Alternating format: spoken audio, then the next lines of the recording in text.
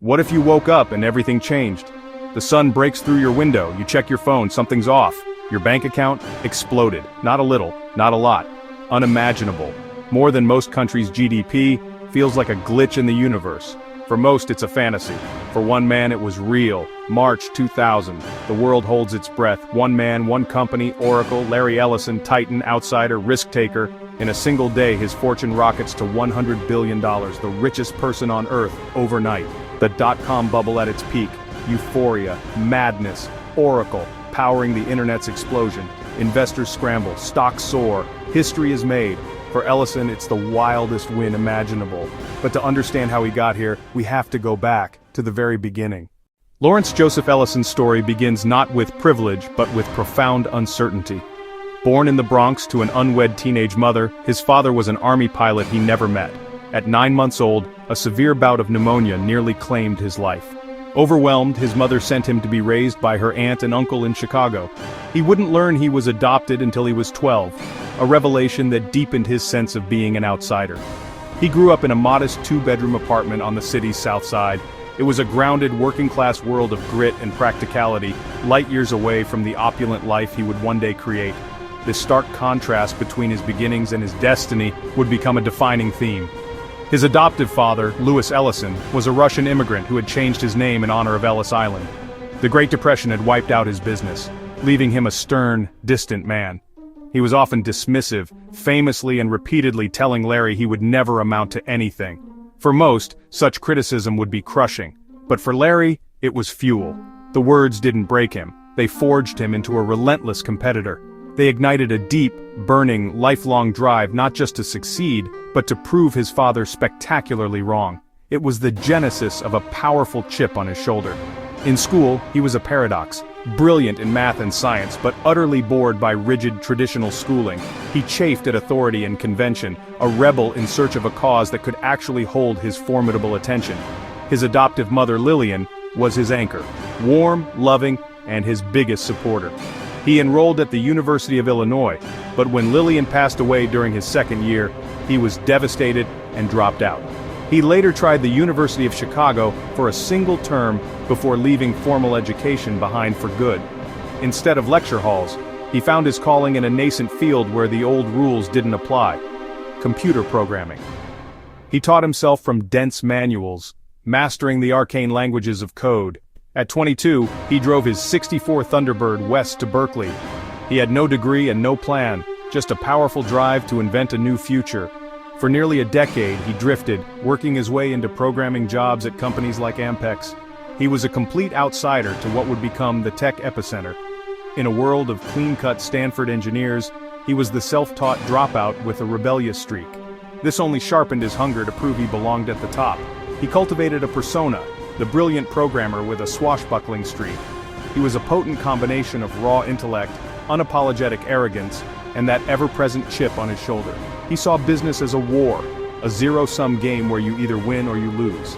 And Larry Ellison had no intention of losing. He would rewrite the rules.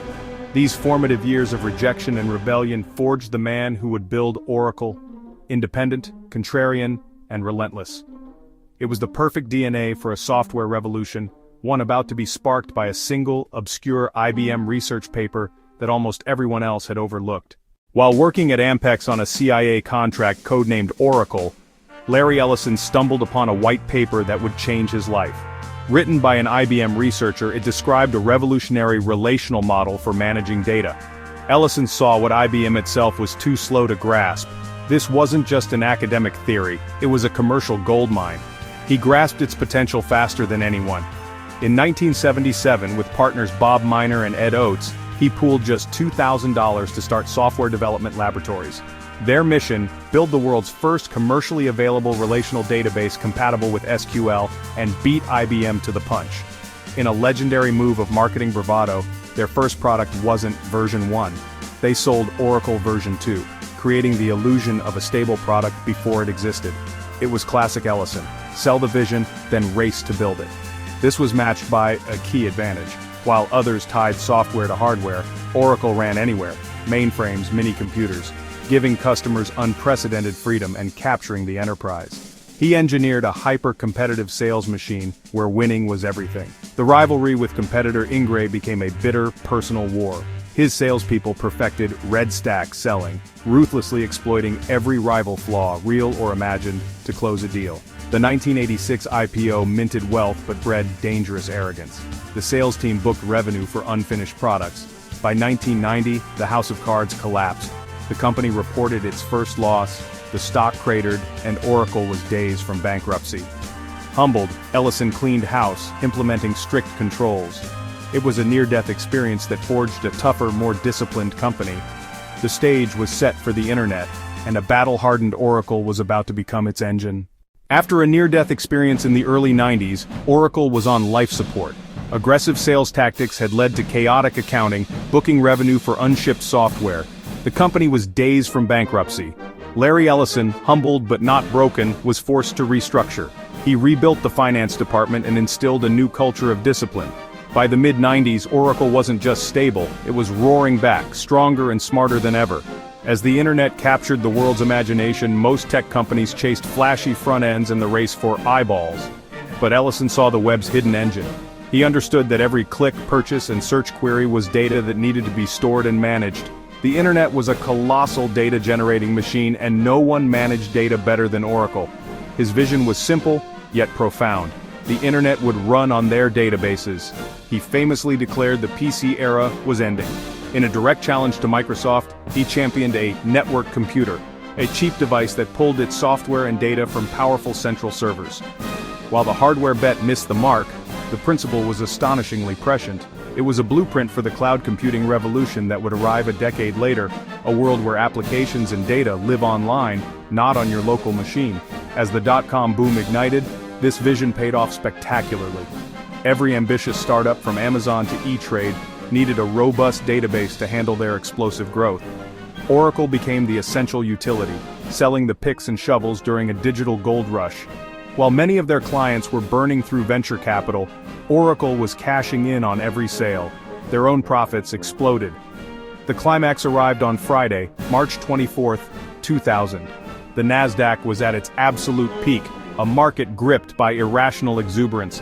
It was then that Oracle announced its quarterly earnings. Profits had surged an incredible 76%, a figure that didn't just beat Wall Street's expectations, it utterly demolished them. Over the weekend, the financial world buzzed with anticipation for Monday's opening bell. When the market opened on Monday, a tidal wave of buy orders crashed onto the Nasdaq. The stock gapped up instantly. It was a perfect storm, jaw-dropping earnings, dot-com hysteria at its zenith, and a dominant company in the hottest sector on Earth. The result was a feeding frenzy, driven by a powerful fear of missing out. Every fund manager and day trader wanted in, and they wanted in now. In a single trading session, Oracle's stock leaped more than 30%. Its market value swelled by an astonishing $132 billion. To put that in perspective, the company gained more value in 6.5 hours than the entire worth of Ford Motor Company at the time. It was the largest single-day gain for any company in history up to that point, a record that defied financial gravity. And for Larry Ellison, who owned around 700 million shares, the surge was seismic.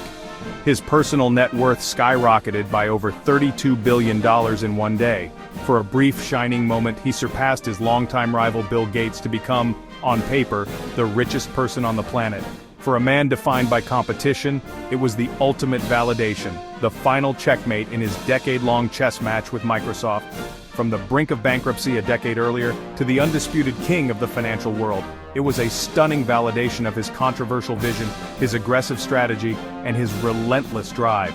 This wasn't just a victory in the stock market, it was a coronation, a wild, historic day that cemented the legend of Larry Ellison and Oracle.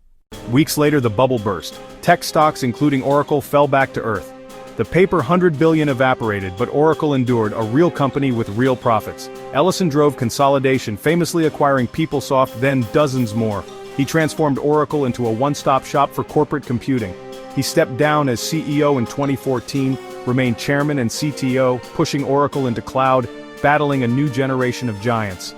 Beyond Oracle, the island of Lanai, and funding medical research to extend human life.